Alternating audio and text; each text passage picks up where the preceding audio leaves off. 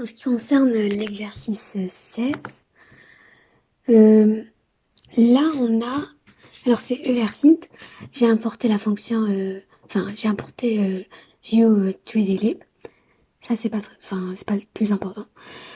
Là, alors, je vais commencer par ouvrir un fichier objet, Everfint, et là j'ai la matrice M qu'on a trouvée avec la question 2. Après, je vais dessiner une ellipsoïde, donc en utilisant cette matrice M, l'ellipsoïde sera jaune, un peu transparente, pas trop. Pardon.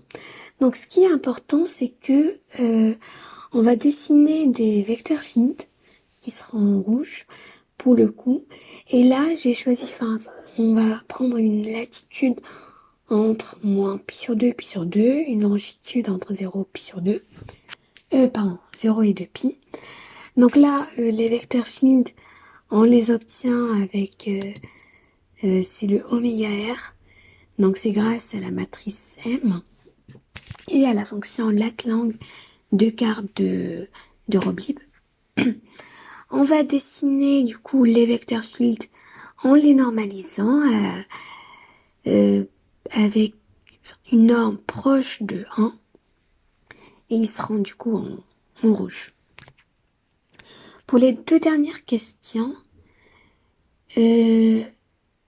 alors c'est dessiner les vecteurs field qui commencent par un vecteur oméga r0 et oméga r1 que je vais appeler oméga r1 pour la dernière question. Donc le premier sera en bleu et le deuxième sera en noir. La trajectoire du premier sera en bleu. Voilà. Oméga R0, c'est le array de 4 racine de 0. Et oméga R1, c'est array de 0, 0, 1, racine de 10 et 0. Là, pour moi, j'ai choisi de faire une fonction du coup rouge quota et j'ai choisi un Tmax de 14. C'est assez grand du coup comme Tmax.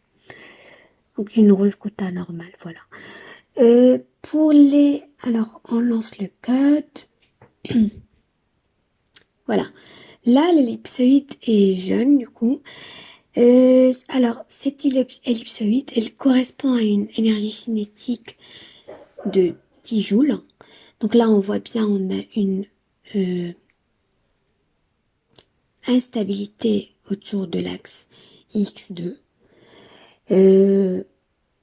Pour les autres axes, on voit bien, alors, voilà, on a une stabilité autour de l'axe X1 et de même autour de l'axe X3. Alors, en bleu, c'est la trajectoire donc de oméga R qui commence par un oméga R que j'ai appelé 0. Là, il fait plusieurs tours parce que j'ai choisi un temps assez grand. Voilà. Ce qui est important de mentionner, c'est que là, les vecteurs sont, voilà, ce qu'on va le voir, sont tangents à l'ellipsoïde. Et ça, c'est grâce à l'énergie cinétique qui est, pour le coup, constante. Voilà. Là, c'est bien tangent.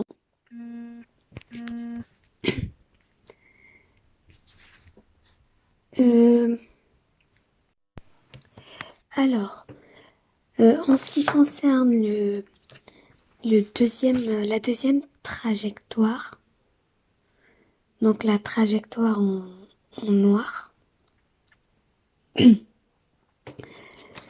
là, oui, voilà. Donc ça commence, je quitte ce point d'équilibre, donc sur un axe instable, et je pars en fait d'un axe instable. Je vais faire une rotation là, tout autour du même axe. Puis je reviens. Je reviens du coup, voilà, là, un peu plus haut. Et voilà, je reviens sur un axe stable pour le coup. C'est ce qu'on appelle l'effet de donc Zeni-Bekov.